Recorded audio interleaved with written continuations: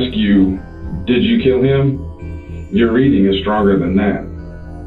Oh my God. I am so clarify. Because you're just getting on my nerves right now. I'm not in the mood today. Well, I really don't give a shit if you're in the mood or not. Of course you don't. All right? You're a rude person. I'm not a rude person. Yes, you are. You're a rude, cold, heartless murderer.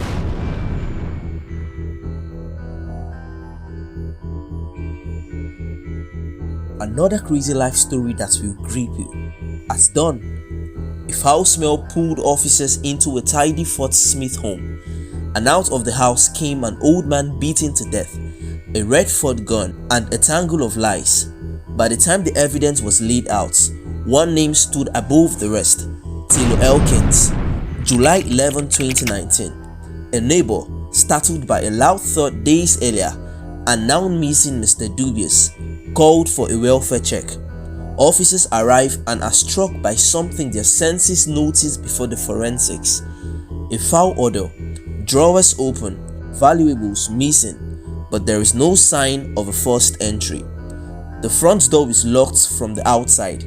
Inside, 72-year-old William Bill Dubuis Jr., a retired teacher, lies dead in his bathroom. The red Ford is gone. A local shop owner tells the police he is seeing trouble at the nearby apartment.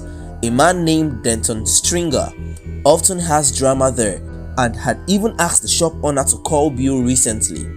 He says, pointedly, if anything happens to Bill, it would be them.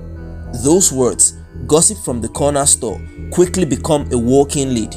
William's wife, Susan, had a tracking app on the car, a small device that will crack the case wide open. The tracker shows the Ford's recent movements. It didn't drive itself to some random lots. It stopped at an address where Taylor and others had been seen. For detectives, that single ping moves the case for suspicion to a targeted search. When officers knocked at the house where the car is parked, people tried to leave through the back. Police order them out. Hands raised. Out of the confused group steps Taylor Elkins, young, defensive, and remarkably nonchalant. Everyone at the scene points to her when asked who had the red car. She's taken in for questioning. In an interrogation room, Taylor's story starts to fray. She says she borrowed the car from a man named Sean. Detectives check.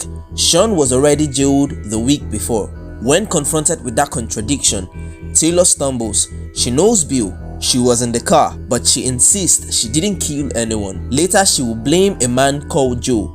The detectives watches the pattern, changing names, changing motives, and marks every inconsistency. Digital forensics takes over. The car's GPS traces every move. Bill's house, Taylor's known location, and a local casino and back. CCTV from a neighborhood captures a Ford leaving Bill Street with a figure in the driver's seat. When investigators stitch together the timeline, the photo and the data reconstruction places Taylor in the vehicle within hours of Bill's death. Detail can be decisive. Investigators find a small lock of hair clutched in Bill's hand. Sent to the lab, the hair's mitochondrial profile and microscopic characteristics later match Taylor's sample. One strand, a physical link no rumor can erase. That hair stands beside GPS trails and CCTV footages connecting Taylor to the scene. Authorities increase the pressure. A polygraph exam off camera indicate deceptive responses off record and later to other inmates. Taylor allegedly says she beat him up with a hammer after a dispute. While jailhouse talk can't stand alone, coupled with the hair and the GPS, the pieces begins to form a unanimous picture. The detectives trace Denton, Joe, Sean, and other persons of interest thoroughly. Each is ruled out after verification. Not the killers, not the key actors. Investigators keep returning to the evidence against Taylor. Motive from quarrels and money, the car tracked to her, and the hair match. Tension turns to courtroom reality. On October 9, 2019, Taylor is finally charged with first-degree murder. Months later, she accepts a plea deal, avoiding life without parole, but receiving over 40 years behind bars. Her earliest parole eligibility, 2059. The judge's gavel closes a long and painful chapter of Bill's family.